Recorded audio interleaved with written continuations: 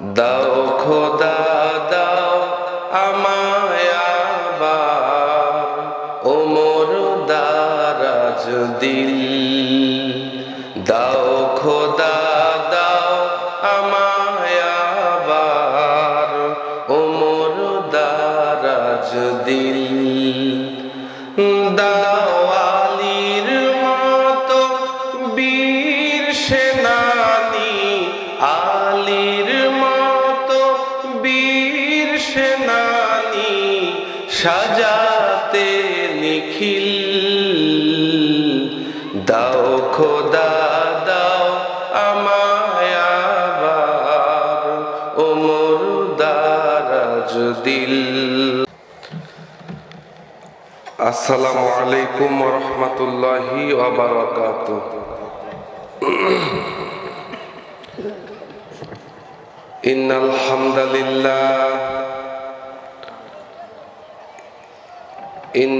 হামদালিল্লাহি নাহমাদুহু ওয়া নাস্তাঈনুহু ওয়া নাস্তাগফিরুহু ওয়া নাউযু বিল্লাহি মিন শুরুরি আনফুসিনা ওয়া মিন সাইয়্যাতি আমালিনা। মান ইয়াহদিহিল্লাহু ফালা মুদিল্লা লাহু ওয়া মান ইউদ্লিল ফালা হাদিয়া লাহু। ওয়া নাশহাদু আন্না সাইয়্যিদানা ওয়া সানাদানা ওয়া কুদওয়াতানা ওয়া হাবিবানা ওয়া তাবিবানা ওয়া তাবিবা আরওয়াহিনা ওয়া তাবিবা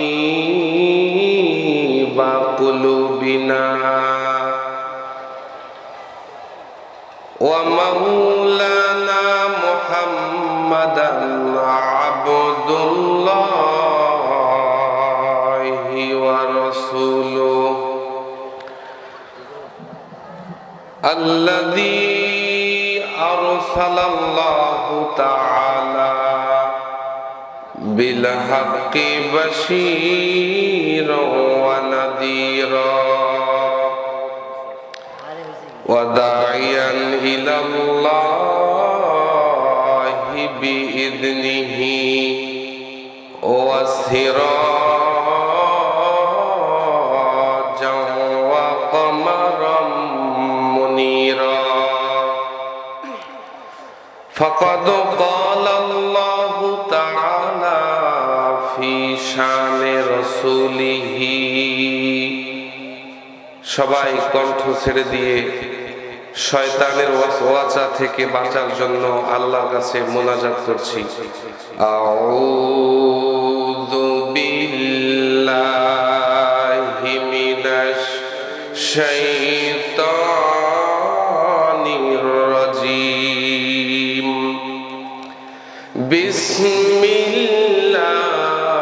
বিসমিল্লাহির রাহমানির রাহিম। ইন্নাল্লাহা ওয়া মালাইকাতাহু ইউসাল্লুনা আলান নবী ইয়া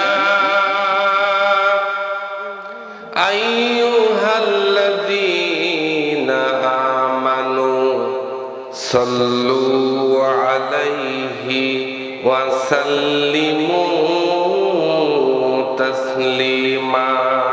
হোনায়ে ফুল তো বুলবুল কা तरन्नुम भी न हो, जिन्ने दहर में कलियों का तबस्सुम भी न हो। बलगल उला बिकमालिही कशफद दुजा बिजमालिही हसनत जमीउ खिसालिही सल्लु अलैहि আলহামদুলিল্লাহ, আল্লাহ তাআলার দরবারে লাখো কোটি শুকরিয়া, যেই মহান আল্লাহ তাআলা আমাদেরকে ভালো রেখেছেন, সুস্থ রেখেছেন। আল্লাহ চাইলে এই মুহূর্তে আমাদেরকে রংপুর মেডিকেলে রাখতে পারতেন কিনা।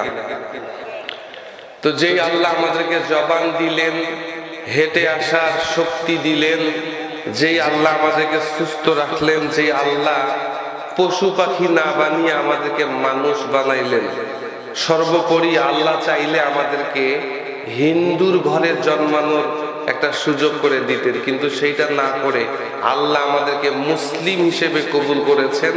মুসলিম বাবা মায়ের ঘরে আমাদেরকে জন্মগ্রহণ করিয়েছেন। এজন্য রব্বে কারিমের দরবারে কালিমাতুশ শুকর আদায় করছি, আলহামদুলিল্লাহ। দরুদ আর সালাম পেশ করছি বিশ্ব মানবতার মুক্তির মহান দিশারি, যেই নবীর আদর্শ বাস্তবায়নের জন্য আমাদের সকল কার্যক্রম, ঠিক কিনা, যেই নবী রেখে যাওয়া সুন্নতকে নতুন করে প্রতিষ্ঠিত করার জন্য আমাদের সকল প্রচেষ্টা, আমাদের সকল ত্যাগ। রাসূলের শানে দরুদ পড়ছি সাল্লাল্লাহু আলাইহি ওয়াসাল্লাম। সেই সকল আত্মার মাগফিরাত কামনা করি যারা ইসলামের জন্য, ঈমানের জন্য, আল্লাহর জমিনে আল্লাহর দ্বীন প্রতিষ্ঠার জন্য নিজেদের সম্পদ, নিজেদের সময়, নিজেদের শ্রম, এমনকি নিজেদের জীবনটা পর্যন্ত বিলিয়ে দিয়েছেন। আল্লাহ তাআলা তাদের সবাইকে জান্নাতের সুউচ্চ মাকাম জান্নাত আল ফেরদাউসের মেহমান হিসেবে কবুল করে নিন, সকলে বলি আমিন। আজকের এই তাফসিরুল কুরআন মাহফিলের সম্মানিত সভাপতি, আমার শ্রদ্ধাভাজন 14 নং বিষ্ণুপুর ইউনিয়নের সম্মানিত প্যানেল চেয়ারম্যান জনাব ডাক্তার মোহাম্মদ মিজানুর রহমান, আল্লাহ তাআলা ভাইয়ের হায়াত বাড়িয়ে দিন, সকলে বলি আমিন। প্রধান অতিথি হিসেবে উপস্থিত ছিলেন রংপুর জজ কোর্টের সিনিয়র আইনজীবী, সর্বজন শ্রদ্ধেয় জনাব অ্যাডভোকেট মোহাম্মদ বাইজিদ ওসমানী চাচা, আল্লাহ তাআলা চাচার হায়াতকে বাড়িয়ে দিন, আমিন। আরো সহসভাপতি, বিশেষ অতিথি হিসেবে যারা উপস্থিত ছিলেন, আমার পাশে বসে আছেন আমার ছাত্র জীবনের অভিভাবক। তা আল্লাহ রাসূল সাল্লাল্লাহু আলাইহি ওয়াসাল্লাম বলেছেন, কেউ যখন মারা যায়, মারা যাওয়ার পরে ইজা মাতাল ইনসান ইনকাতা আনহু আমালুহু, আমলের সব দরজাগুলো বন্ধ হয়ে যায়, 3টা দরজা খোলা থাকে। এর মধ্যে একটা হচ্ছে ইলমুন ইয়ানতাফিউ বিহি, জ্ঞানের সম্প্রসারণের জন্য কেউ যদি কাজ করে, ওই লোক মারা গেলেও আল্লাহ তার কবরে সওয়াব দিতে থাকেন, সুবহানাল্লাহ। তো ঐতিহ্যবাহী ওসমানপুর মাদ্রাসার আজকে যে কামেল খুলেছে, এই পর্যন্ত নিয়ে আসতে জায়গা দিয়ে, জমি দিয়ে, শ্রম দিয়ে, অর্থ দিয়ে যারাই সহযোগিতা করেছেন, কবরে শুয়ে শুয়ে সওয়াব পাবেন কিনা, জোরে বলেন। সম্মানিত হাজিরিন, যারা উপস্থিত হয়েছেন, পর্দার আড়ালে বসে যারা কথা শুনছেন, সবাইকে আমার অন্তরের অন্তঃস্থল থেকে সালাম, আসসালামু আলাইকুম ওয়া রাহমাতুল্লাহি ওয়া বারাকাতুহু। আজকে 16ই ডিসেম্বর বাংলাদেশের আমাদের বিজয় দিবস, ঠিক কিনা। 1971 সালে দীর্ঘ 9 মাস রক্তক্ষয়ী যুদ্ধের পরে আজকের এই দিনে পাকিস্তানের কবল থেকে আমার এই সোনার বাংলা একটা স্বাধীন সার্বভৌম পতাকার মালিক হয়েছে, ঠিক কিনা। আমরা স্বাধীনতার পক্ষে আছি না নাই, যদিও আমার মতো টুপিওয়ালা দাড়িওয়ালাদের দেখলেই রাজাকার বলা হয়, ঠিক কিনা বলেন। আমার জন্ম 1993, এরপরেও আমাকে অনেকে আমার ফেসবুক কমেন্টে, বিভিন্ন বক্তব্যে এসে কমেন্ট করে যে তোমরা মৌলবাদী, তোমরা স্বাধীনতার বিরোধী, তোমরা রাজাকার, ঠিক কিনা বলেন। অথচ বুঝলো না যে একটা গোষ্ঠী এই রাজাকার রাজাকার বেশি মাত্রায় বলতে গিয়া তারা দেশ থেকে বিতাড়িত হয়েছে, ঠিক কিনা। মানুষ ইতিহাস থেকে শিক্ষা নেয় না, এটাই মানুষের সবচেয়ে বড় অপরাধ। আল্লাহ বলেছেন, ইন্নাল ইনসানা লিরাব্বিহি লাকানুদ, মানুষ মাত্রই তার রবের সাথে গাদ্দারি করে, রবের সাথে নিমক হারামি করে, ঠিক কিনা। আপনারা এতদিন পর্যন্ত কথা বলতে পারেন নাই, আল্লাহ আপনাদেরকে সুযোগ করে দিয়েছেন সবাই মিলেমিশে এই সুখী সমৃদ্ধ দেশটাকে সাজানোর একটা সুযোগ আল্লাহ দিয়েছিলেন, ঠিক কিনা? আমরা এই নেয়ামতটা বুঝলাম না। আল্লাহ পাক বলেছেন সুম্মা লাতুসআলুন্না ইয়াউমা ইযিন আনিন নাঈম, কিয়ামতের ময়দানে তোমাদের সবাইকে তোমাদের নেয়ামত সম্পর্কে জিজ্ঞেস করা হবে। 24-এর আন্দোলনে হাজার হাজার ছেলেদের জীবনের বিনিময়ে একটা সুযোগ পেয়েছিলা তোমরা দেশ গঠনের, আল্লাহর তরফ থেকে নেয়ামত দেয়া হয়েছে। আমরা যদি এই নেয়ামতটাকে না বিশ্বাস করি, কাজে না লাগাই, আল্লাহ আমাদেরকে ধরবেন কিনা বলেন? অথচ নতুন করে আবার পুরানা ক্যাসেট শুরু হয়ে গেছে। ঢাকা বিশ্ববিদ্যালয়ে আমাদের শহীদ নেতৃবৃন্দের ছবিটা নিয়ে তারা জুতা নিক্ষেপের মতো আস্পর্ধা দেখাচ্ছে, ঠিকই না? এইটা কি বাড়াবাড়ি নয়? জোরে বলেন। যারা বাড়াবাড়ি করে আল্লাহ তাদের ব্যাপারে সাবধান বাণী করতেছেন। আল্লাহ তাআলা জানায় দেন ওয়ালা ইয়াহসাবান্নাল্লাযীনা কাফারু আন্নামা নুমলি লাহুম খায়রুল লিআনফুসিহিম ওয়ালা ইয়াহসাবান্নাল্লাযীনা কাফারু, ও গাদ্দারেরা, ও নিমক হারামেরা, যারা আমি আল্লাহর একটা সুযোগ পাওয়ার পরে নিমক হারামি করো, গাদ্দারি করো, ওয়ালা ইয়াহসাবান্না, তোমরা কখনো এইটা মনে করবা না, আন্নামা নুমলি লাহুম খায়রুল লিআনফুসিহিম, আমি আল্লাহ একটু সুযোগ দিয়েছি, একটু ছাড় দিয়েছি, এইটা তোমাদের জন্য ভালো। এই সুযোগকে কাজে লাগিয়ে যদি বেশি বাড়াবাড়ি করো, আমি আল্লাহ এই সুযোগটা তোমাদেরকে দেব, কিন্তু মনে করবা না এটা তোমাদের জন্য কল্যাণ। তাহলে কেন আমি আল্লাহ কেন তোমাদেরকে ছাড় দেই, কেন তোমাদেরকে অপরাধ করার সুযোগ করে দেই? তোমরা কি জানো নাকি? ইন্নামা নুমলি লাহুম লিয়াজদাদু ইসমা, আমি আল্লাহ তোমাদেরকে ছাড় দেই কারণ হচ্ছে লিয়াজদাদু ইসমা, তোমাদের অপরাধটাকে বাড়িয়ে দেওয়ার সুযোগ করে দেই। অপরাধ বাড়তে বাড়তে যখন মাত্রা অতিক্রম করে ফেলবে, আমি আল্লাহ ফাইনালি এমন ধরা ধরবো ওয়ালাহুম আযাবুম মুহিন, লাঞ্ছিত অপমানিত করে দেশ থেকে বের করে দেব, কিয়ামত পর্যন্ত আর দেশে ঢুকতে পাবা না। কথা কার? আল্লাহ বলেছেন পবিত্র কুরআনে যে তোমরা মনে করবা না সুযোগ পেয়ে যা ইচ্ছা তাই করবা, এটা তোমাদের জন্য ভালো। ওয়ালা ইয়াহসাবান্না, কখনো এটা মনে করবা না, বরং আমি আল্লাহ তোমাদেরকে ছাড় দেই কারণ হচ্ছে লিয়াজদাদু ইসমা, তোমাদের অপরাধটা যাতে বেড়ে যায়। আর অপরাধ বাড়তে বাড়তে যখন মাত্রা ছেড়ে যাবে, আমি আল্লাহ এমন ধরা ধরবো ওয়ালাহুম আযাবুম মুহিন, মুহিন মানে লাঞ্ছনাদায়ক, অপমানজনক এমন শাস্তির ব্যবস্থা করব, পাকা দাড়ি সেভ করে বর্ডার ক্রস করতে বাধ্য করব, ঠিক কিনা বলেন? সম্মানিত হাজরিন, জীবন একটা, আমরা একটা নির্ধারিত নির্দিষ্ট সময় নিয়ে এই পৃথিবীতে আসছি, ঠিক কিনা? লি আজালিম মুসাম্মা, ফিক্সড ডিউরেশন। এই পৃথিবীতে কতক্ষণ বেঁচে থাকবো এর একটা নির্ধারিত নির্দিষ্ট সীমারেখা আছে কিনা? আল্লাহ বলেছেন এই নির্ধারিত সীমায় যখন কেউ পৌঁছে যাবে, লা ইস্তাখিরুনা সাআতাও ওয়া লা ইস্তাকদিমুন, এক সেকেন্ড মৃত্যু পরেও হবে না, এক সেকেন্ড আগেও হবে না। কথা বলেন ঠিক কিনা? তো ছোট্ট একটা জীবনকে ব্যবহার করে বলা হচ্ছে আজ দুনিয়া মাজরাতুল আখিরা, এই দুনিয়া হচ্ছে আখিরাতের শস্য ক্ষেত। এই শস্য ক্ষেতে যে যেমন কাজ করবে, পরকালের বাজারে গিয়ে সে তেমনটাই ফলাফল পাবে। কথা বলেন, কোন সময় দেয়া হবে না। পবিত্র কুরআনের সূরা মুনাফিকুনের 9 এবং 10 নম্বর আয়াত, আল্লাহ বলেন কোন মানুষের যখন মৃত্যুর সময় চলে আসবে, ওই ব্যক্তি আল্লাহর কাছে ফরিয়াদ করবে, রব্বি লাউলা আখরতানি ইলা আযালিন করিব, ও আমার রব একটু সময়, আযালি করিব মানে একটু সময় যদি আপনি আমাকে দিতেন, ফাআসাদদাক ওয়া আকুম মিনাস সলিহিন, আমি দান সদকা করতাম, সম্পদগুলোকে ওয়াকফ করে দিতাম মাদ্রাসার নামে, ওয়া আকুম মিনাস সলিহিন, এবং আমি ভালো মানুষ হয়ে আসতাম।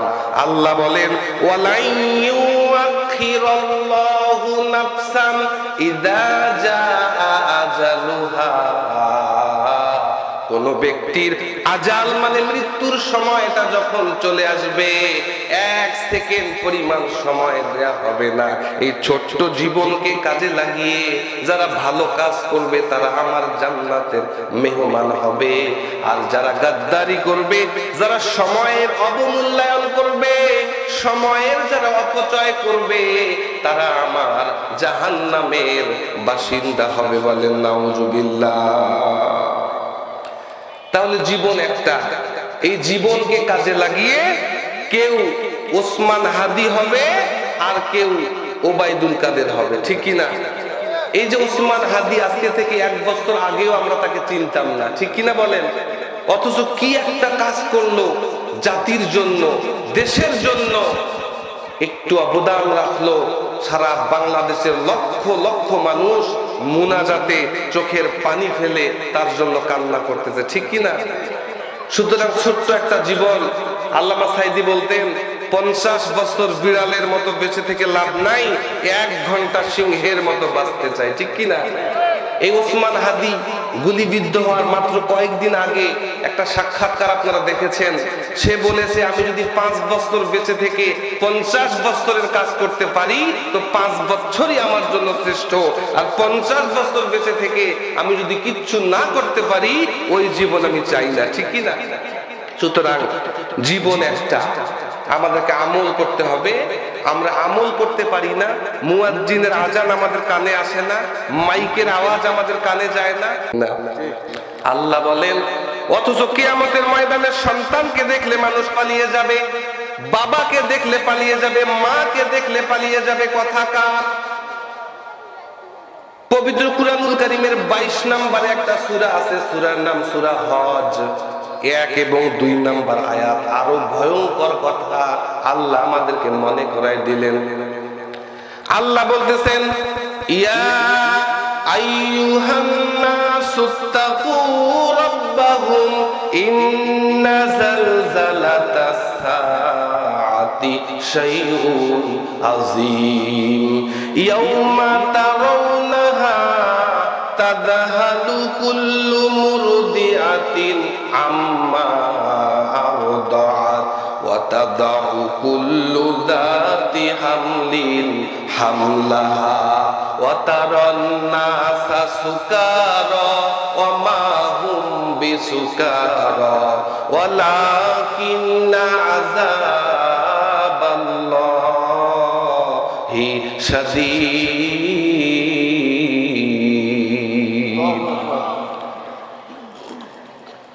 আল্লাহ বলছেন ইয়া আইয়ুহান নাসুত্তাকু রাব্বাকুম, ও মানুষ তোমরা তোমাদের সেই রবকে ভয় করো। ইন্না জালজালাতাস সাআতি শাইউন আযীম, নিশ্চয়ই কিয়ামতের ভূমিকম্প যেটা শুরু হয়ে যাবে, জালজালা মানে কম্পন, এত জোরে কম্পন তৈরি হয়ে যাবে, এইটা অত্যন্ত ভয়ানক। কিছুদিন আগে ঢাকা শহরে মাত্র 6 পয়েন্টের একটা ভূমিকম্প হয়েছে। ভিডিওতে দেখলাম বুড়া বাপকে মেডিকেলে ঠেলে নিয়ে যাচ্ছে, হুইল চেয়ারে বাবা বসে আছে। হঠাৎ করে ভূমিকম্পের যখন কম্পন তৈরি হয়ে গেছে, ওই ছেলে বাবার হুইল চেয়ার রেখে, বাবাকে রেখে দৌড়ে পালিয়ে গেছে। দেখছেন কি না? হ্যাঁ, নিজের ছেলেকে নিয়ে দোকানে, হঠাৎ করে কম্পন তৈরি হয়ে গেছে, ছেলেকে রেখে দোকানের বাহিরে চলে গেছে। দোকানের মালিক কাস্টমারের আগে দোকান রেখে পালিয়ে গেছে। তার মানে আল্লাহ বলতেছেন ভূমিকম্প যখন তৈরি হয়ে যাবে, শুরু হয়ে যাবে, নিজের বাপের কথা সন্তানের কথাও মনে থাকবে না, ঠিক কি না? সূরা হজের 2 নম্বর আয়াতে আল্লাহ বলতেছেন ইয়াউমা তারাউনাহা তাজহালু কুল্লু মুরদিআতিন আম্মা আরদাআত। ও নবী, ওই ভূমিকম্প যেদিন শুরু হয়ে যাবে আপনি দেখবেন যেই মা তার দুধের সন্তানকে দুধ খাওয়ায়, এই দুগ্ধধারিণী মা তার দুগ্ধপোষ্য শিশুর কথা ভুলে যাবে। এবং প্রেগনেন্ট মহিলা যার পেটের মধ্যে বাচ্চা আছে, ওই প্রেগনেন্ট মহিলা তার পেটের বাচ্চার কথা ভুলে যাবে। এই পৃথিবীতে আমরা দেখি কোন মায়ের পেটে যদি বাচ্চা থাকে কত সাবধান থাকে কিনা বলেন।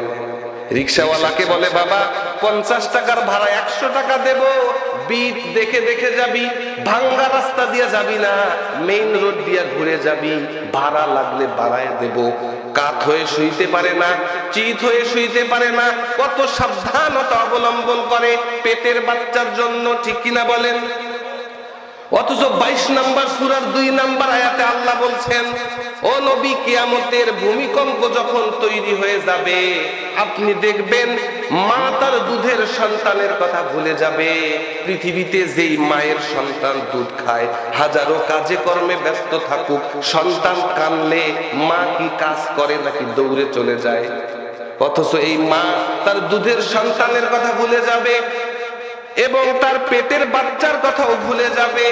ওয়াতারান নাসা সুকারা, ও নবী, আপনি দেখবেন মানুষগুলো মাতালের মতো ছুটতে থাকবে, মাতালের মতো ছুটতে থাকবে। ওয়ামা হুম বিসুকারা, কিন্তু এরা তো মাতাল না, এরা তো পাগল না। তাহলে কেন এইভাবে ছুটতেছে? আল্লাহ বলেন, আল্লাহর আযাব অনুধাবন করার তারা সুযোগ পেয়েছে, আল্লাহর আযাব দেখে তারা দৌড়াদৌড়ি করতেছে। বলেন আল্লাহু আকবার। সূরা করিয়ার মধ্যে আল্লাহ আরো ভয়ঙ্কর তথ্য দিয়েছেন। আল্লাহ বলেন, আল করিয়াতু মাল করিয়া ওয়া মা আদরাকা মাল করিয়া। বিকট একটা চিৎকার হবে, একটা আওয়াজ হবে, সিংহায় যেদিন ফুৎকার হবে, ও নবী, সিংহার ফুৎকারে এত জোরে আওয়াজ হবে, শ্যালো মেশিন ভট ভট করে আওয়াজ হয়, পাশের মাটিগুলো কাঁপে কিনা বলেন।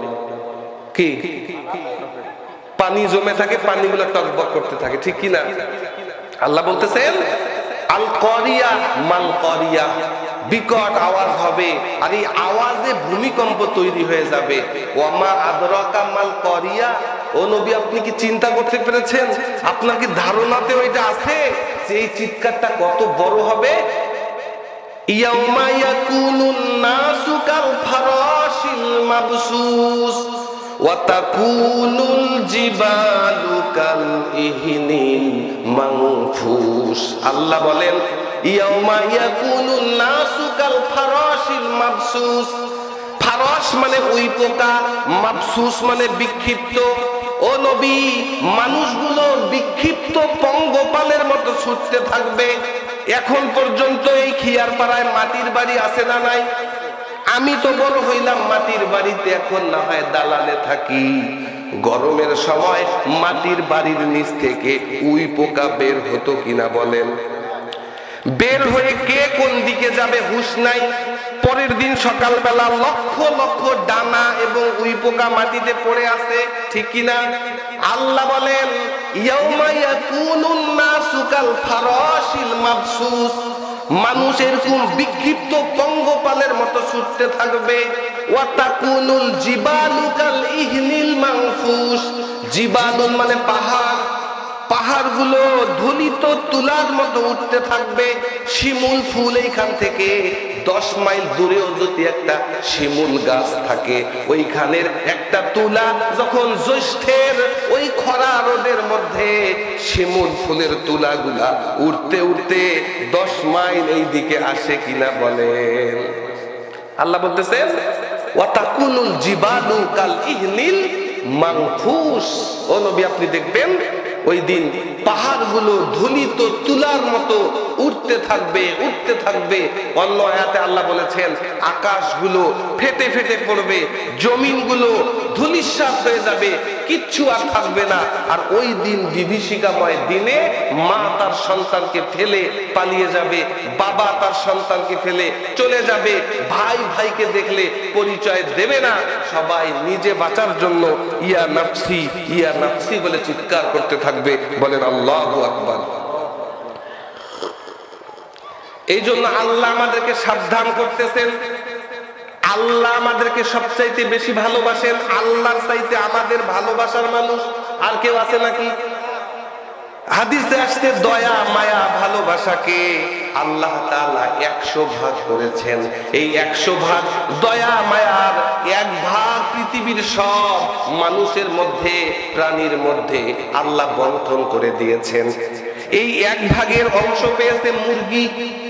বাচ্চা ফুটানোর পরে কাক যদি আসে মুরগি দৌড়ায় কিনা? কথা বলেন।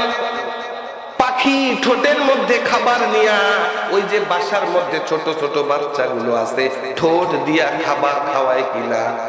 এই যে পাখি, কুকুর, প্রাণীরা সবাই 1 ভাগের অংশ পেয়েছে।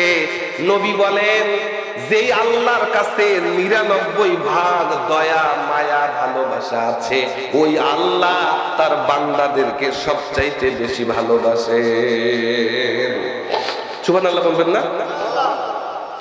তো যেই আল্লাহ আমাদেরকে মায়া করে, আদর করে, ভালোবেসে লালন পালন করলেন, যেই আল্লাহ আমাদেরকে সৃষ্টি করলেন, বলেন তো নিজ হাতে যেই ছাগল, যেই গাছ আপনি লালন পালন করেছেন, নিজে পানি দিয়েছেন, যত্ন নিয়েছেন, ওই গাছ যদি পাশের বাড়ির কেউ ছাগল এসে খেয়ে ফেলে, কষ্ট লাগবে কিনা?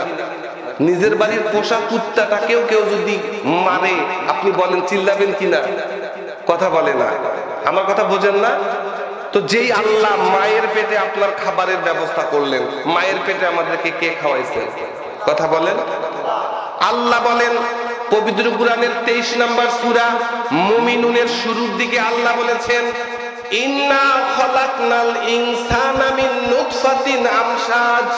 সূরা দাহারের 2 নম্বর আয়াতে আল্লাহ বলেন, আমি আল্লাহ মানুষকে 1 ফোঁটা নাপাক পানি থেকে বানাইছি। সূরা মুমিনুনে আল্লাহ বলেছেন, সুম্মা জাআলনাহু নুতফাতান ফি করারিম মাকিন। এই নুতফাকে মায়ের পেটের একটা সুরক্ষিত জায়গায় আমি আল্লাহ স্থাপন করেছি। এই জমাট বাঁধা রক্ত বানাইছি, গোশতের টুকরা বানাইছি। এরপরে আমি আল্লাহ ইজমা স্ট্রাকচার তৈরি করে হাড় গোড় তৈরি করেছি। সুম্মা কাসাউনাল ইজমা লাহমা। এরপরে এই স্ট্রাকচার, এই স্কেলিটন, এই কঙ্কালকে আমি আল্লাহ গোশত দিয়া কাভার করেছি। আমি আল্লাহ তোমাকে মানুষ বানাইছি। মায়ের পেটে তুমি কি খাবা পৃথিবীর কোন ডাক্তার এটা জানে না, পৃথিবীর কোন কবিরাজ, পৃথিবীর কোন ইঞ্জিনিয়ার, পৃথিবীর কোন বিজ্ঞানী মায়ের পেটে সন্তানের খাদ্যের ব্যবস্থা করতে পারে না। আল্লাহ বলেন, আমি তোমাদেরকে এত ভালোবাসি গোলাম, মায়ের পেটে মায়ের মাসিক অসুস্থতাকে বন্ধ করে দিয়া, এই নাপাক রক্তকে তোমার নাভি দিয়া ঢুকিয়া মায়ের পেটে তোমার খাবারের ব্যবস্থা আমি করেছি। আমি আল্লাহ চাইলে এই নাপাক রক্ত তোমার মুখ দিয়া ঢুকাইতে পারতাম, পারতেন কিনা? আল্লাহ বলেন, এই মায়ের নাপাক মাসিক অসুস্থতার রক্তগুলা তোমার মুখ দিয়া না ঢুকিয়ে তোমার নাভি দিয়া আমি কানেকশন তৈরি করে দিয়েছি। এই মুখটাকে, এই জবানটাকে পবিত্র রেখেছি, কারণ হচ্ছে এই দুনিয়ায় আসার পরে আমি আল্লাহর দেওয়া এই পবিত্র মুখখানা দিয়া যাতে করে আমি আল্লাহর পবিত্র নামের জিকির করতে পারো। লা ইলাহা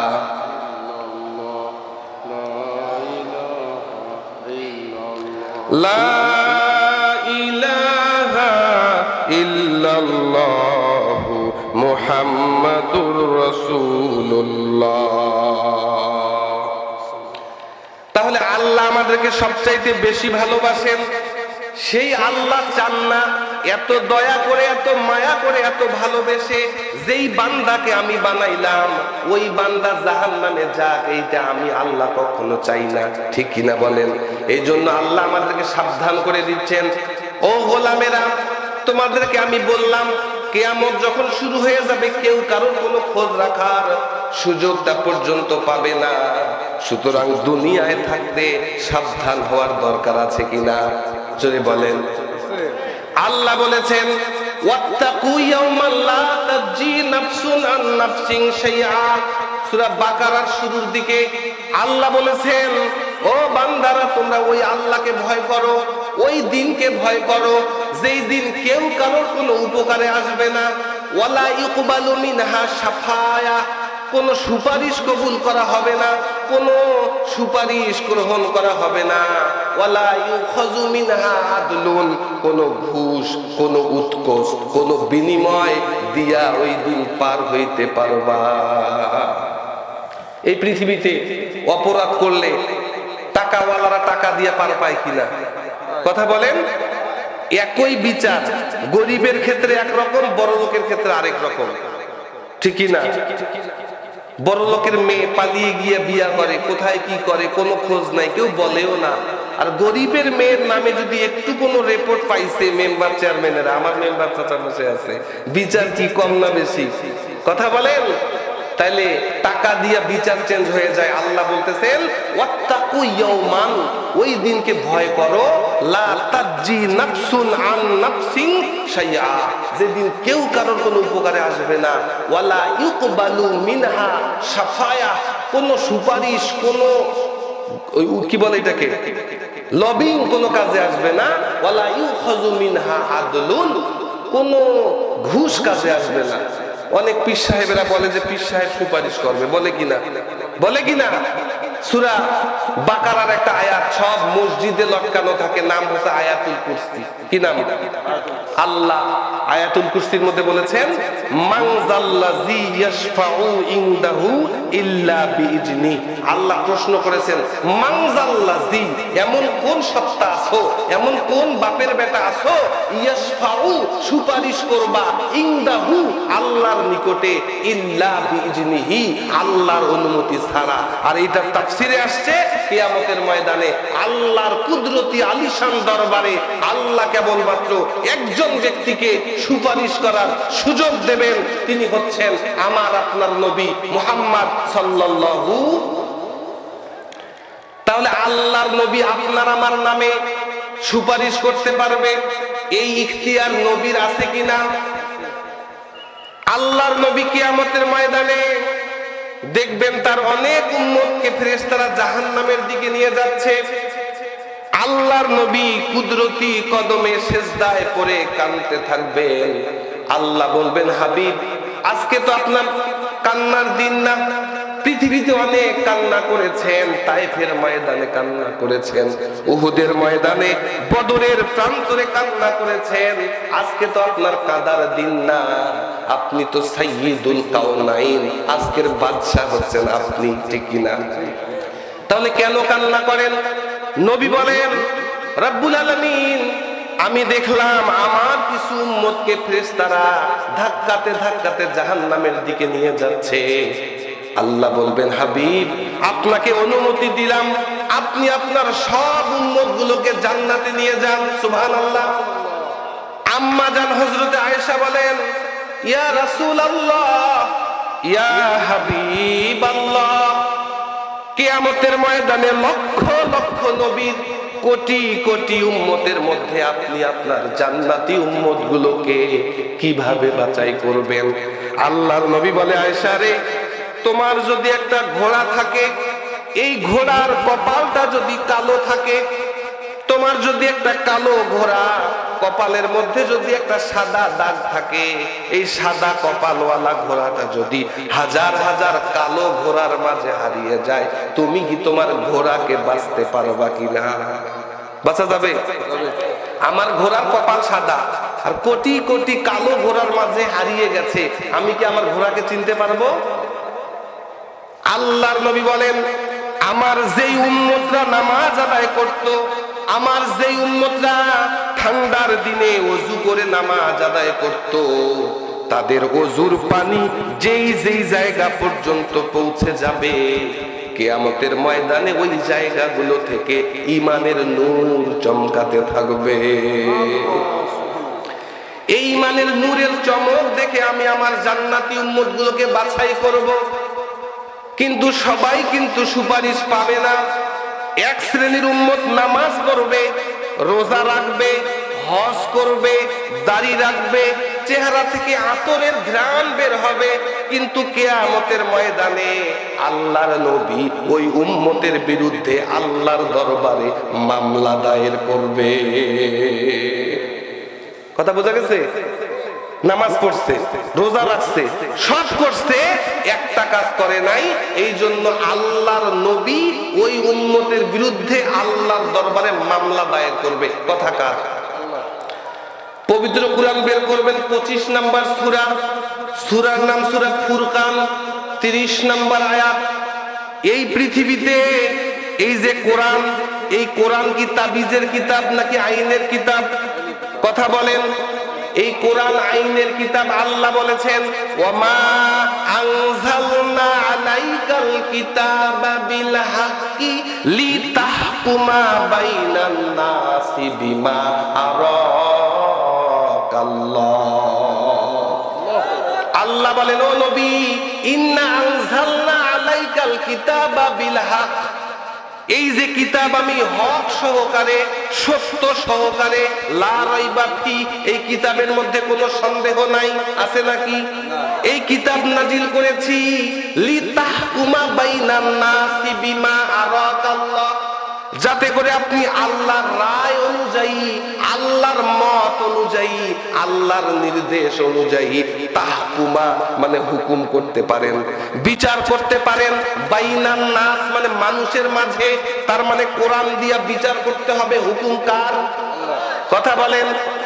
আল্লাহ বলেছেন ওয়া নাযালনা আলাইকাল কিতাবা তিবিয়ানাল লিকুল্লি শাইইন ওয়া হুদাও ওয়া রাহমাতাও ওয়া বুশরা লিল মুসলিমিন। আল্লাহু আকবার। আল্লাহ বলেছেন ওয়া নাযালনা আলাইকাল কিতাবা তিবিয়ানাল লিকুল্লি শাইইন। তিবিয়ান মানে সমাধান, কুল্লি শাইইন সকল সমস্যার সমাধান এই কোরআনে আছে না নাই? কথা বলেন, আছে না নাই? অন্য আয়াতে আল্লাহ বলেছেন ওয়া নুনাজ্জিলু মিনাল কুরআন শিফাউ ওয়া রাহমাতুল লিল মুমিনিন ওয়া লা ইয়াজিদু যালিমিনা ইল্লা খাসারা। আল্লাহ বলতেছেন ওয়া নুনাজ্জিলু মিনাল কুরআন মা হুয়া শিফা, ও নবী এই কোরআন আমি নাজিল করেছি, শিফা মানে ঔষধ। কোরআনটা সকল রোগের ঔষধ, ঠিক কিনা? আল্লাহ বলেছেন, আল্লাহ বললেন সব রোগের ঔষধ এই কোরআনে আছে। এখন কারোর যদি হার্টের রোগ হয়, সে কি চোখের ডাক্তারের কাছে যাবে? কারণ যদি পা ভেঙে যায়, অর্থোপেডিক্সের কাছে না গিয়া সে কি কিডনির ডাক্তারের কাছে যাবে নাকি? কথা বলেন না কেন? যেই সমস্যা ওই রোগের বিশেষজ্ঞের কাছে যাওয়ার দরকার আছে না নাই? এখন আমি ফোন কিনেছি এইটা, এখন যদি নোকিয়া ফোন চালাই, স্যামসাং ফোনের গাইডলাইন দিয়ে ফোন চলবে? যেই কোম্পানির মেশিন কিনছেন ওই কোম্পানির গাইড বুক ফলো করার দরকার আছে না নাই? কারণ এই মোবাইল বানাইছেন যিনি, তিনি জানেন মোবাইল কেমনে চলবে। তাহলে মানুষ বানালেন আল্লাহ, মানুষ বানিয়েছেন কে?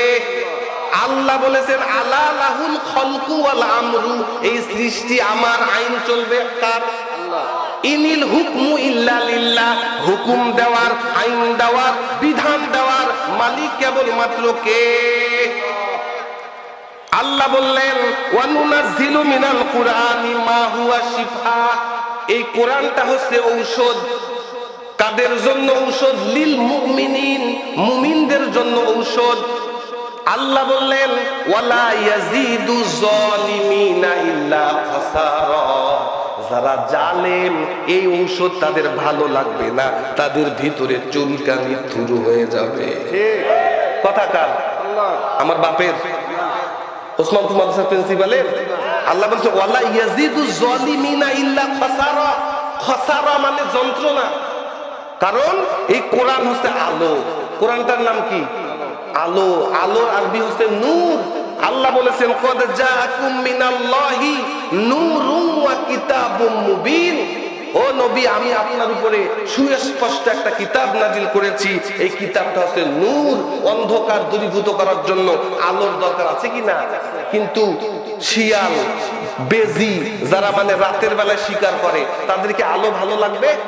আলো জ্বললে ওদের চোখ অন্ধকার হয়ে যাবে। এই জন্য আল্লাহ বলতেছেন, যারা রাতের প্রাণী, যারা অন্ধকারের লোক, যারা চাঁদাবাজ, যারা হাইজাকার, যারা লুটেরা, যারা ধর্ষক, এরা চায় না যে সমাজে কোরআনের আলো জ্বলে উঠুক। কারণ কোরআনের আলো জ্বললে রাতের প্রাণীদের চোখ অন্ধ হবে কিনা?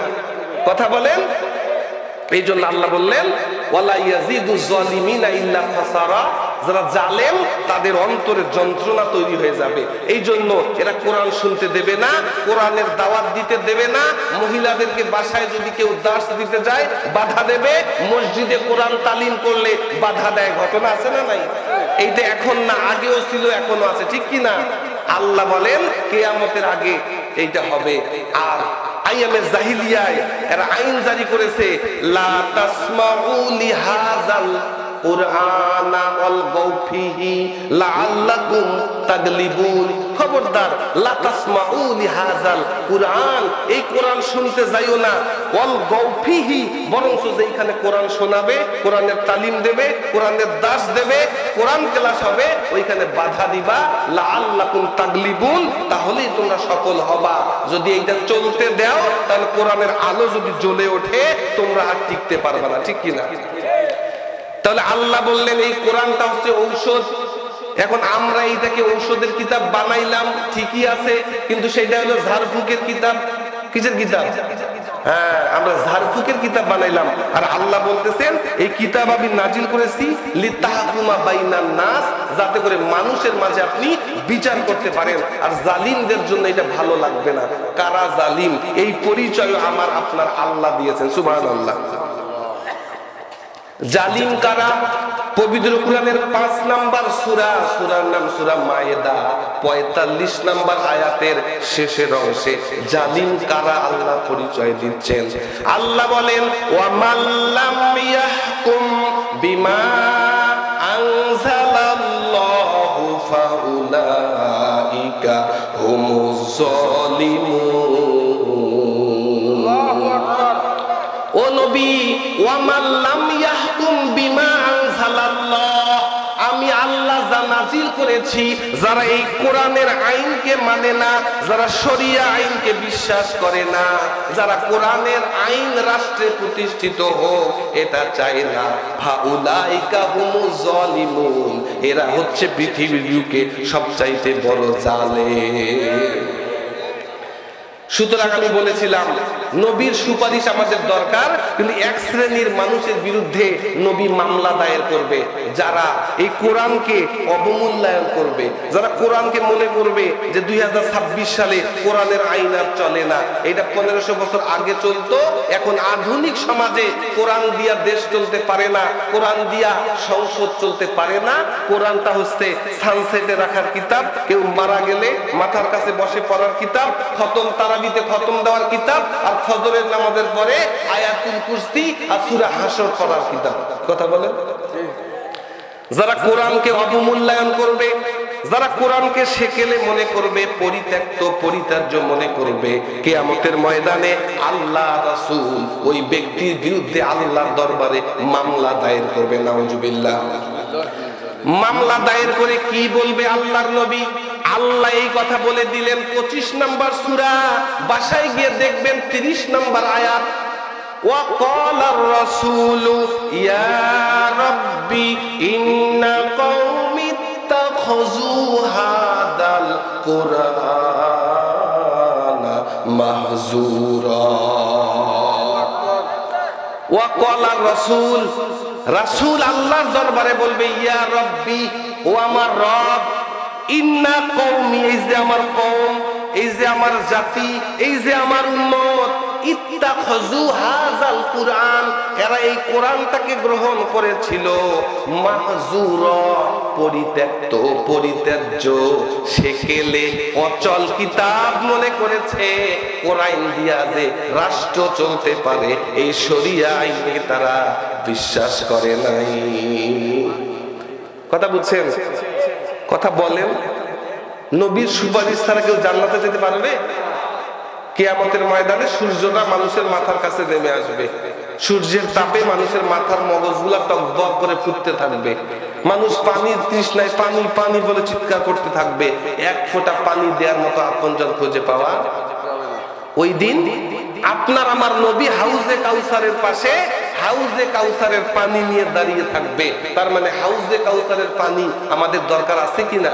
তো যেই নবীর হাতে হাউজে কাউসার চাই, যেই নবীর সুপারিশ ছাড়া জান্নাতে যেতে পারবো না এটাও বিশ্বাস করি, ওই নবী যদি আপনার আমার বিরুদ্ধে আল্লাহর দরবারে মামলা দায়ের করে, বলেন তো আপনার নামাজ, আপনার কোরবানি, আপনার রোজা, আপনার হজ আপনাকে জান্নাতে নিতে পারবে? যদি বলেন পারবে। তাহলে যেই আয়াত দিয়া শুরু করেছিলাম, আল্লাহ বললেন ওই দিনকে ভয় করো যেই দিন কেউ কারোর কোনো উপকারে আসবে না। সন্তান বাবাকে দেখলে পালিয়ে যাবে, বাবা সন্তানকে দেখলে পালিয়ে যাবে, সম্পদ সংসার সন্তান কারোর কোনো উপকারে আসবে না। কথা বলেন, আপনি বাসায় গিয়ে আপনার ছেলেকে বলবেন যে বাড়ি বানাইছি এত কষ্ট করে, আমি মারা গেলে মেইন দরজার ভিতরে বাড়ির এক কর্নারে আমার দাফনের ব্যবস্থা করিস, শুনবে? কথা বলেন। যেই স্ত্রীর সাথে একা ছিলেন, সন্তানরা পড়ালেখা করেছে, চাকরি করেছে, বাড়িতে ছিল না, 50 বছর একসাথে সংসার করেছেন, বলেন তো ওই স্ত্রী আপনি মারা যদি রাতের বেলায় যান, আপনার লাশের কাছে সারা রাত একলা থাকতে পারবে? কার বউ পারবে? বলেন। আজকে যেই সন্তানের জন্য আপনি আল্লাহকে ভুলে গেলেন, ওই সন্তান আপনাকে মনে রাখবে, ওই সন্তানের সন্তান আপনি হবেন তার দাদা, নাতি আপনাকে মনে রাখবে, নাতির ছেলে আপনি হবেন দাদার বাপ। কেউ মনে রাখবে, কেউ মনে রাখবে না। আর 4 পুরুষ পরে নবী বলেছেন মানুষ তার 3 পুরুষকে মনে রাখে। কয় পুরুষ? এই চাচাকে যদি বাপের নাম জিজ্ঞেস করি বলতে পারবে? পারবে কিনা? দাদার নামও বলতে পারবে, দাদার বাপের নাম এইখানে অর্ধেক মানুষই কিন্তু পারবে না। কিন্তু যদি বলি দাদার দাদার নাম কি, একজন মানুষ একটু দাঁড়ায়া বলেন তো আমি আমার দাদার নামটা জানি। আছেন কেউ? বলতে পারলে পুরস্কার দেবো। আছেন? কথা বলে না। দাদার দাদার নবী বললেন মানুষ তার 3 পুরুষকে মনে রাখে। কয় পুরুষ? তার মানে আমার ছেলে হচ্ছে আমি তার বাবা, বাবা মারা গেলে মিলাদ পরে, মৃত্যুবার্ষিকীতে দোয়া করে, কিন্তু দাদার মৃত্যুবার্ষিকীতে দোয়া করে এমন লোক 2-4 জন পাওয়া যাবে, ঠিক কিনা? কিন্তু তার বাবা বাড়ি কোথায়, কবর কোথায়, নাম কি, এগুলো কি জানার প্রয়োজন আমি বোধ করি? তাহলে আমি যেমন আমার দাদার দাদার নাম গন্ধ পর্যন্ত জানি না, আমার ছেলের ছেলের ছেলে আমাকে আর চিনবে না। ওই ছেলের জন্য আপনি মানুষের হক মেরে খাচ্ছেন। খাইতে তো বেশি লাগে না, মানুষ কেন এত পাগল হয়ে যায়, টাকার জন্য খুন করে। এই যে যেই ছেলেটা ওসমান হাদির মাথায় গুলি করলো, ও তো রাজনৈতিক কোনো নেতা না, টাকার জন্য এটা করেছে, ঠিক কিনা? যারা আল্লামা সাইদির নামে মিথ্যা সাক্ষী দিয়েছে এরা টাকার জন্য করেছে, ঠিক কিনা? কথা বলেন। যেই বিচারক আল্লামা সাইদি সহ আমাদের সিপাহ সালারদেরকে জানার পরেও বোঝার পরেও স্কাইফি কেলেঙ্কারি করে বাহিরের দেশের প্রেসক্রিপশন অনুযায়ী ফাঁসির রায় দিল, যেই ডাক্তার আল্লামা সাইদি মুস্কি হেসলো, হাসার পরের দিনেই মারা গেল, ইনজেকশন পুশ করলো, টাকার জন্য করেছে, ঠিক কিনা? অথচ যেই ছেলের জন্য আপনি অপরাধ করতেছেন, আল্লাহ বললেন ওই ছেলে তোমাকে দেখলে পালায়া যাবে। সুতরাং আল্লাহ বললেন ইয়া আইয়ুহাল্লাযীনা আমানু লা তুলহিকুম আমওয়ালুকুম ওয়ালা আওলাদুকুম আন যিকরিল্লাহ। পবিত্র কুরআনে আল্লাহ বললেন ইয়া আইয়ুহাল্লাযীনা আমানু, ও আমার ঈমানদারেরা, আমি আল্লাহ তোমাদেরকে বড্ড বেশি ভালোবাসি, আমি চাই না তোমরা জাহান্নামে চলে যাও। সুতরাং আমি তোমাদেরকে সাবধান করে দিচ্ছি, লা তুলহিকুম আমওয়ালুকুম ওয়ালা আওলাদুকুম আন যিকরিল্লাহ। তোমাদের সম্পদ এবং তোমাদের সন্তান যাতে করে আল্লাহর জিকির থেকে, আল্লাহর স্মরণ থেকে তোমাদেরকে গাফেল না রাখে, তোমাদেরকে ভুলিয়ে না রাখে। ওয়া মাইয়াফআল যালিকা ফাউলাইকা হুমুল খাসিরুন। আর যারা এই কাজটা করবে, অর্থাৎ যার স্ত্রী, যার সন্তান, যার সম্পদ তাকে আল্লাহর জিকির থেকে, আল্লাহর স্মরণ থেকে, আল্লাহর ইবাদত থেকে ভুলিয়ে রাখবে, ফাউলাইকা হুমুল খাসিরুন, কিয়ামতের ময়দানে এরা মারাত্মক ক্ষতির মধ্যে পড়ে যাবে। তাহলে আমরা কি ক্ষতিগ্রস্ত হতে চাই? জোরে বলেন। এক শ্রেণীর লোক জাহান্নামে চলে যাবে। পবিত্র কুরআনের 39 নম্বরে একটা সূরা আছে, সূরার নাম সূরা জুমার, 71 নম্বর আয়াত। আল্লাহ বলেন, ওয়াসিকাল্লাযীনা কাফারু ইলা জাহান্নামা জুমারা। এই গাদ্দার যারা, যারা নিমক হারাম, যারা আল্লাহর নিয়ামত ভোগ করেছে অথচ কুদরতি কদমে সেজদা দিতে পারে নাই, এই নিমক হারামদেরকে যখন আল্লাহর ফেরেশতারা জুমারা মানে ধাক্কাতে ধাক্কাতে জাহান্নামে নিয়ে যাবে, হাত্তা ইজা জাউহা ফুতিহাত আবওয়াবুহা, জাহান্নামের দরজার কাছে যখন পৌঁছে যাবে জাহান্নামের দরজা খুলে যাবে। আল্লাহু আকবার। ওয়া ক্বালা লাহুম খাজানাতুহা, জাহান্নামের দারওয়ান ফেরেশতা খাজেন ওই ব্যক্তিকে জিজ্ঞেস করবে, ও আল্লাহর গোলাম, কেন তুমি জাহান্নামে আসছো? আলাম ইয়াতিকুম রুসুলুম মিনকুম ইয়াতলুনা আলাইকুম আয়াতি রাব্বিকুম, তোমার কাছে কি কোনো বার্তাবাহক আসে নাই? তোমার কাছে কি তাবলীগের ভাইরা আসে নাই? তোমার কাছে কি মসজিদের ইমাম আসে নাই? তোমার কাছে কি ইসলামী আন্দোলনের কর্মীরা দাওয়াতি কাজ নিয়ে আসে নাই? ওয়া ইউযিরুনাকুম লিকা ইয়াউমিকুম হাজা, আজকের এই যে দিন আল্লাহর সামনে দাঁড়াতে হবে, আল্লাহর সামনে জবাবদিহিতায় তোমাকে দাঁড়াতে হবে, এই ভয় কি কেউ তোমাকে দেখায় নাই? ক্বালু বালা, তারা নত হয়ে স্বীকার করবে, হ্যাঁ আসছিল। তাফসীরের ময়দানে এত কষ্ট করে পোস্টার, এত কষ্ট করে সামিয়ানা, এত কষ্ট করে মাইকের আওয়াজ, এরপরেও আমি কিন্তু যাই নাই। ইসলামী আন্দোলনের কর্মীরা কত কষ্ট করে সভাপতি, ইউনিয়ন সভাপতি, এরপরে কর্মীরা দাওয়াতি কাজ করেছে, এরপরেও আমি গায়ে লাগাই নাই। ক্বালু বালা, তারা স্বীকার করবে, হ্যাঁ আসছিল। আল্লাহ বলে, ওয়ালাকিন্না আযাবাল্লাহ ওয়ালাকিন হাক্কাত কালিমাতুল আযাবি আলাল কাফিরিন, ওই দিন স্বীকার করে আর কোনো লাভ হবে না, কারণ এই গাদ্দারদের বিরুদ্ধে আল্লাহর রায় সেদিন হয়ে যাবে। কথা বোঝা গেছে? 39 নম্বর সূরা 71 নম্বর আয়াত। আল্লাহ বলেন, যারা কাফির, এখানে কাফির বলতে ওই ইহুদি খ্রিস্টানরা নয়, কাফির বলতে অস্বীকারী, যারা নেয়ামত পেয়েছে অথচ নেয়ামতের শুকরিয়া আদায় করে নাই, তারা সেজদা অবনত হয় নাই, কৃতজ্ঞতা আদায় করে নাই, এদেরকে যখন জাহান্নামে নিয়ে যাওয়া হবে, ফেরেশতারা বলবে, তোমরা কেন জাহান্নামে আসছো? ওই ফেরেশতা বলবে, আমাদের কাছে লোক আসছিল। এই কথা বলে, আমার কাছে প্রধান মতো নিয়ে আসছেন, আমার কাছে লোক আসছিল, সবাই আসছিল, কিন্তু আমরা মানি নাই। কেন মানো নাই? তারা বলবে, ইন্না আতানা সাদাতানা ওয়া কুবারানা ফাআদাল্লুনা সাবিলা, তারা বলবে, ইন্না আতানা সাদাতানা, আমরা আমাদের নেতাদের কথা শুনতাম, ওয়া কুবারানা, আমাদের বড় ভাইদের কথা শুনতাম। কথা কার কথা? কি মেলে? জাহান্নামীদেরকে জিজ্ঞেস করা হবে যে এত ওয়াজ, এত নসিহত, এত কোরআনের আয়াত, এত হাদিস, এরপরও কেন আজকে জাহান্নামে আসছো? কে তোমাদেরকে পথভ্রষ্ট করেছে? তারা বলবে, ইন্না আতানা সাদাতানা, সাইয়্যিদ মানে নেতা, ইন্না আতানা, আমরা অনুগত ছিলাম, আনুগত্য করতাম আমাদের নেতাদের, ওয়া কুবারানা, আমাদের বড় ভাইদের। কত সুন্দর কথা! আল্লাহ বলতেছেন এই আমরা আল্লাহর কাছে বলবো আমরা আমাদের নেতাদের কথা এবং বড় ভাইদের কথা শুনতাম। একটা পদের লোভ, এক প্যাকেট বিরিয়ানির লোভ, নেতা একটা সিঙ্গারা একটা জিলাপি দিয়েছে, বলে জালো জালো। কোথায় জ্বালবে, কেন জ্বালবে কেউ জানে না, নেতায় জানে, ঠিক কিনা?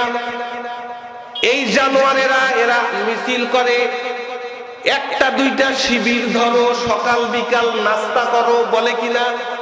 আহারে, সকাল বিকাল একটা নাস্তার জন্য তুমি একটা মায়ের সন্তানকে, আবরার ফাহাদকে, বুয়েটের মেধাবী স্টুডেন্টকে তোমরা সাপের মতো পিটিয়ে পিটিয়ে হত্যা করেছো একটু সকাল বিকাল নাস্তা করার লোভে, একটা পদের লোভে, হলে একটা সিটের লোভে করেছো তোমরা। এটিএম আজহারের বিরুদ্ধে সাক্ষী দিয়েছো একটু পদের লোভ, একটু এমপি হওয়ার লোভ, একটু ভালো থাকার লোভ, একটু টাকার লোভ, ঠিক কিনা?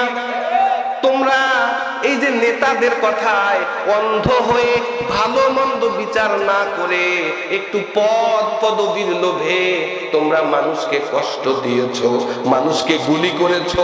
তোমরা হাদির মতো একজন মুজাহিদ, হাদির মতো ভারতীয় আধিপত্য বিরোধী একটা বজ্র কণ্ঠকে তোমরা থামিয়ে দিতে চেয়েছো একটু পদের লোভে আর একটু টাকার লোভে, ঠিক কিনা? এই মানুষগুলো আল্লাহকে বলবে ইন্না আতানা সাদাতানা ওয়া কুবারানা ফাআদাল্লুনা সাবিলা। ও আল্লাহ, আমাদের কাছে নবীরা আসছিল, আমাদের কাছে বার্তাবাহক আসছিল, আমাদের কাছে ইসলামী আন্দোলনের কর্মীরা এসেছিল, আমাদের কাছে তাবলীগের ভাইরা এসেছিল। প্রতি জুমায় ইমাম সাহেব কত সুন্দর করে আমাদেরকে বুঝিয়েছে, এরপরেও মানি নাই। এই ইন্না আতানা সাদাতানা, এই নেতাদের কথা শুনতাম, ওয়া কুবারানা, এই বড় ভাইদের কথা শুনতাম, ফাআদাল্লুনা সাবিলা, এরাই আমাদেরকে রাস্তা থেকে দূরে সরিয়ে নিয়ে গেছে, এদের জন্য আমরা ইসলামের রাস্তায় আসতে পারি নাই, ঠিক কিনা? আল্লাহ বলবে তোকে তো জাহান্নামে দেব, জাহান্নামে দেওয়ার আগে, ফাঁসির আগে একটা ইচ্ছা পূরণ করার দরকার আছে কিনা? একটু পানি দিতে বলেন কেন, আছে কিনা? প্রত্যেকটা মানুষকে ফাঁসির আগে, মৃত্যুদণ্ড দেওয়ার আগে একটা মিথ্যা হোক আর সত্য হোক সান্ত্বনা দেওয়ার জন্য একটা কিন্তু ইচ্ছা পূরণ করার কথা বলে। কিন্তু যারা আল্লাহর গোলাম এরা কিন্তু বলে আমরা নামাজ পড়তে চাই। কি পড়তে চাই?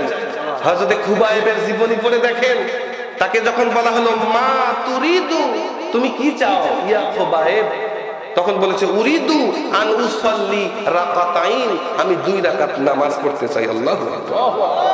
বাংলাদেশেও যেই সোনার ছেলেদেরকে, সোনার নেতাদেরকে ফাঁসি দেওয়া হয়েছে, তারাও ইতিহাস পড়ে দেখেন, তারাও কিন্তু ফাঁসির আগে নামাজ পড়ে, খেয়ে, ওযু করে, সুন্দর পোশাক পরে হাসতে হাসতে ফাঁসির মঞ্চের দিকে গেছে, ঠিক কিনা? ইব্রাহিমের সন্তান আল্লাহ ছাড়া অন্য কারোর কাছে জীবন ভিক্ষা করতে জানে? ইব্রাহিম আলাইহিস সালাম আগুনে পড়ে গেছে, ফেরেশতা এসে বলল একবার শুধু আমাকে বলেন, আসমানের সব পানিগুলো এখানে ঢেলে নমরুদের আগুন আমি নিভাই দেই। ইব্রাহিম আলাইহিস সালাম বলেছে আমি মুসলিম, এক আল্লাহ ছাড়া যেই আল্লাহর গোলামি করি, ইয়্যাকা না'বুদু ওয়া ইয়্যাকা নাস্তাঈন, গোলামি করি যেই আল্লাহর সাহায্য চাই কেবলমাত্র সেই আল্লাহ, ঠিক কি না? একমাত্র আল্লাহ, যেই আল্লাহর গোলামি করি ওই আল্লাহ তো অন্ধ না, একমাত্র আল্লাহর কাছে সাহায্য চাই। আল্লাহ তাআলা খুশি হয়ে গেলেন, আগুনকে অর্ডার দিলেন ইয়া নারু কুনি বারদাও ওয়া সালামান আলা ইব্রাহিম। ও আগুন, ইব্রাহিমের উপরে প্রশান্তিদায়ক ঠান্ডা হয়ে যাও। কোন নবীকে মাছে খেয়েছে বলেন? ইউনূস নবীকে মাছে খেয়েছে। বাপকে ডাকলে শুনতো না, নেতাকে ডাকলে শুনতো না, পৃথিবীর কেউকে ডাকলে শুনতো না, ঠিক কিনা? দেখেছেন কাকে? লা ইলাহা ইল্লা আনতা সুবহানাকা ইন্নী কুনতু মিনাজ জালিমিন। ও আল্লাহ, অপরাধ করেছি, মাফ করে দাও, তুমি ছাড়া কোনো ইলাহ নাই, তুমি ছাড়া আমার বাঁচার কেউ নাই। আল্লাহ কি বাঁচিয়েছেন? কথা বলেন। আল্লাহ বলেন ফাস্তাজাবনা লাহু ওয়া নাযাইনাহু মিনাল গাম্মি ওয়া কাযালিকা নুজিল মুমিনিন। ফাস্তাজাবনা লাহু, আমি আমার ইউনূসের ডাকে সাড়া দিলাম, ওয়া নাযাইনাহু মিনাল গাম্মি, এই বিপদ থেকে আমি তাকে রক্ষা করলাম। আল্লাহ কিন্তু কথা এখানে শেষ করেন নাই, আল্লাহ বললেন ওয়া কাযালিকা নুনজিল মুমিনিন, কিয়ামত পর্যন্ত আমার যত মুমিন বান্দারা বিপদে পড়ে ইউনূসের মতো ঈমান যদি অর্জন করতে পারে, বিপদে পড়ে যদি আমি আল্লাহকে ডাকে, ওয়া কাযালিকা একই ভাবে নুনজিল মুমিনিন, আমার ইউনূসকে যেভাবে আমি রক্ষা করেছিলাম, কিয়ামত পর্যন্ত আমার মুমিন বান্দাদেরকে আমি আল্লাহ রক্ষা করব। শর্ত হচ্ছে ঈমান আনতে হবে ওই ইউনূসের মতো, ঈমান আনতে হবে ওই ইব্রাহিমের মতো, ঠিক কিনা বলেন? সম্মানিত হাজরিন, এই জন্য আল্লাহ রাব্বুল আলামিনের ফেরেশতারা যখন জিজ্ঞেস করবে কেন জাহান্নামে আসছো, তারা বলবে আমরা নেতার আনুগত্য করতাম, বড় ভাইদের আনুগত্য করতাম, আর তারাই আমাদেরকে পথভ্রষ্ট করেছে। বলা হবে কি চাও? একটা চাওয়া আছে। কয়টা চাওয়া? একটা চাওয়া। এটা বলেই আমার ছোট ভাই চলে আসতেছে, আজকের প্রধান বক্তা। আমি তাকে খুবই পছন্দ করি, সে আমাকে খুবই সম্মান করে, অনেক সুন্দর আলোচনা, আমি মুগ্ধ হয়ে তার আলোচনা শুনি। আমি আশা করব আপনারা সবাই বসবেন, ছোট্ট মানুষ কিন্তু কণ্ঠ দিয়ে বারুদ বের হবে। আল্লাহু আকবার। তাহলে এই আল্লাহর গোলাম আল্লাহর কাছে একটা চাওয়া চাবে। কয়টা চাওয়া? আমার দিকে তাকান, কয়টা চাওয়া? বলবে রব্বানা আরিনাল্লাযাইনি আদাল্লানা মিনাল জিন্নি ওয়াল ইনস। আল্লাহকে বলবে রব্বানা আরিনা, ও আমার রব, ওই মানুষগুলোকে আপনি আমাকে দেখায় দেন। আল্লাযিনা আদাল্লানা, যারা আমাদেরকে পথভ্রষ্ট করেছে, যারা আমাদেরকে হেদায়েত আসার পরেও ভালো রাস্তায় চলতে দেয় নাই, ওই মানুষগুলোকে আমাদের সামনে নিয়ে আসেন। নাজআলহুমা তাহতা আকদামিনা লিয়াকুনা মিনাল আসফালিন। নাজআলহুমা তাহতা আকদামিনা, আমরা তাদেরকে আমাদের কদম, কদম মানে পা, নাজআলহুমা তাদেরকে আমরা ফেলে দেব, তাহতা আকদামিনা আমাদের পায়ের নিচে, লিয়াকুনা মিনাল আসফালিন ওদেরকে লাঞ্ছিত অপমানিত করে ওদের বুকের উপর দিয়ে পা দিয়ে আমরা জাহান্নামে যাব। নাউযুবিল্লাহ। তাহলে মরার আগে আসামির ইচ্ছা পূরণ করা হবে কিনা? কোনো আওয়াজ করবে না মাইকে, 2 মিনিট। সম্মানিত হাজিরিন, নিয়ে আসা হবে, শয়তানকে ধরে নিয়ে আসা হবে আর নেতাকে ধরে নিয়ে আসা হবে। শয়তান কি বলবে ওইটা কোরআনে আছে, ওয়াকালা শাইতানু লাম্মা কুদিয়াল আমরু, বিচারের মীমাংসা হয়ে গেলে মানুষ শয়তানকে দেখবে, ধরে নিয়ে আসবে যে তোর জন্য আমরা পথভ্রষ্ট হয়েছি। তখন সে বলবে যে একটু ধোঁকা দিয়েছি, একটু মিথ্যা আশা দেখিয়েছি, তোমরা চলে আসছো। আর আল্লাহ ওয়াদাকুম ওয়াদাল হক, সত্য ওয়াদা করেছে, ইন্নাল্লাহা লা ইখলিফুল মিআদ, আল্লাহ ওয়াদা বরখেলাপ করেন না। অথচ ওই আল্লাহর ওয়াদা তোমরা বিশ্বাস করো নাই আর নেতার ওয়াদার পিছনে ছুটেছো, ঠিক কিনা? মিথ্যা ওয়াদা, যে টাকা পয়সা কি আছে আপাতত খরচ কর, নির্বাচনে জিতলে একটু কার্ডের দায়িত্ব দিব, 5,000 করে নিবি, টাকা উঠে যাবে, ঠিক কিনা? টাকা পয়সা খরচ কর, একবার হইলে একটা ব্রিজের কাজ দিব তো টাকা উঠে যাবে, বলে কিনা? আহারে, জেতার পরে তো খবরই পাবেন না, আর না জিতলে তো খুঁজেই পাবে না, ঠিক কিনা? শয়তানকে ধরে নিয়ে আসাবে, শয়তান বলবে আমিও আজকে তোমাদেরকে বাঁচাইতে পারবো না আর তোমরা আমাদেরকে বাঁচাইতে পারবা না, চলো দুইজনে মিলে জাহান্নামে যাই। নাউযুবিল্লাহ। আর নেতাকে ধরে নিয়ে আসা হবে, নেতা কর্মীর কথোপকথন কোরআনে আছে। 4-5 ঘন্টা যদি আলোচনার সুযোগ পাইতাম, কোট করে করে আয়াত নাম্বার সহ বলে দিতাম যে কোরআনের কোথায় কোথায় নেতা এবং কর্মীর কথোপকথন হবে। তারা দায়সা পাবে, কর্মী বলবে আপনার কারণে এই অবস্থা, আর নেতা বলবে একটু বিরিয়ানির লোভ দেখাইতে দৌড়াইছো আর আজকে আমাকে ঠাট্টা করতেছো। নেতা কর্মীকে অস্বীকার করবে, কোরআনে আছে। তখন পৃথিবীতে দেখেন না, যারা আসল নেতা তারা তো টোপলা নিয়ে পালাইছে, না আসলেও সমস্যা নেই, ঠিক কিনা? বিপদ সব কর্মীদের। পৃথিবীতেই তো নেতারা কর্মীদেরকে স্বীকার করে না। মোবাইলে আপা আপা বলেন, আপাকে আসতে বলেন, কথা বলেন, আপা আসবে, আপা আসবে। বাংলার জমিনে কিয়ামত পর্যন্ত এই লেডি ফেরাউন আর আসতে পারবে না ইনশাআল্লাহ। আপনারা মনে করেছেন একজন ওসমান হাদিকে বুলেট বিদ্ধ করে কণ্ঠরোধ করে দিবেন, একজন আল্লামা সাইদিকে আপনারা দুনিয়া থেকে তারাই দিবেন? আরে সোনার মানুষ সবাই ফখরুদ্দিন মঈনুদ্দিনের আমলে জেলে গেছে, দুইজন সোনার মানুষের 5 পয়সারও দুর্নীতির খবর পাওয়া যায় না, ঠিক কি? ওই সোনার মানুষদেরকে চিনলেন না, নতুন করে আবার জুতা নিক্ষেপ করতেছেন। আল্লাহ ওই যে শুরুতেই বলেছিলাম, আল্লাহ ছাড় দেন, ছেড়ে দেন না। আল্লাহ যেদিন ফাইনাল ধরা ধরবে বাঁচার জায়গা পাবে না, ঠিক কি না? তাদের তো শ্বশুর বাড়ি ভারতে আছে, আপনারা কোথায় যাবেন? সুতরাং সময় থাকলে বোঝার দরকার আছে কিনা। এই নেতা কর্মী যখন অস্বীকার করবে, কিয়ামতে কর্মীকে নেতারা চিনবেই না, তখন এই কর্মী সর্বশেষ কি কথা বলবে এটাই শেষ করে দেই। তারা আফসোস করে বলবে, লাউ আতানাল্লাহা ওয়া আতানার রাসূলা, বলবে লাউ আতানাল্লাহা ওয়া আতানার রাসূলা, হায় আফসোস, দুনিয়ায় থাকতে যদি আমরা আল্লাহ এবং রাসূলের আনুগত্য করতাম, আল্লাহ এবং রাসূলের দলে যদি আমরা থাকতাম, তাহলে আজকে এই গাদ্দার নেতা আজকে আমাকে অস্বীকার করলো, অথচ এর কুমন্ত্রণায় একটু পদের লোভে, একটু বিরিয়ানির লোভে আমরা মানুষকে কষ্ট দিয়েছি, ঠিক কিনা? সুতরাং আফসোস করার আগেই আমাদেরকে ঠিক হওয়ার দরকার আছে কিনা? কিয়ামতের ময়দানে যাতে আফসোস করতে না হয়, যে আয়াত আমি শুরু করেছিলাম 23 নম্বর সূরা 101 থেকে 105 আয়াতগুলো পড়বেন।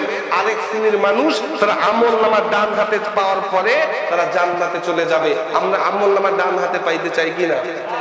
এজন্য নবীর দলে থাকতে হবে। নবী তো নাই, তাহলে কাদের দলে থাকবো? নবী বলেছেন, আল উলামাউ ওয়ারাসাতুল আম্বিয়া, উলামায়ে কেরাম নবীর ওয়ারিস। কথা বলেন।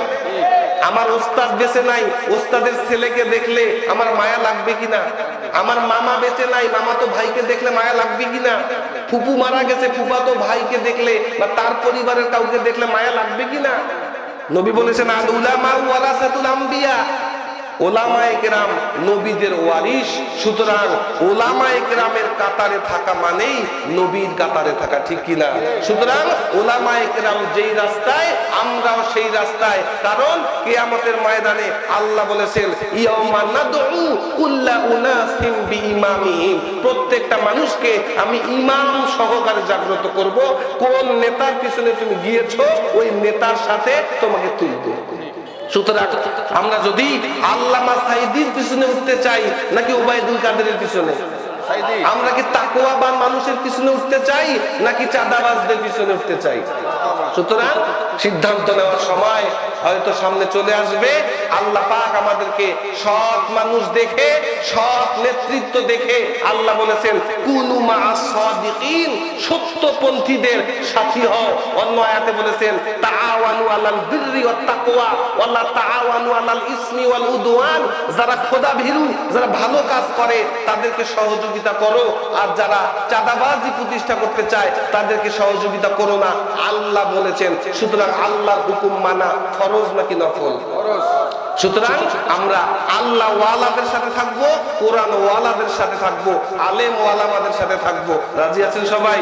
কারা কারা রাজি আছেন দুহাত তুলে আল্লাহকে দেখাই। লিল্লাহে তাকবীর, লিল্লাহে তাকবীর, লিল্লাহে তাকবীর। হাত নামাই। এতক্ষণ যে কথাগুলো বললাম, চেষ্টা করেছি কোরআন এবং হাদিসের বাহিরে একটা অক্ষরও না বলার।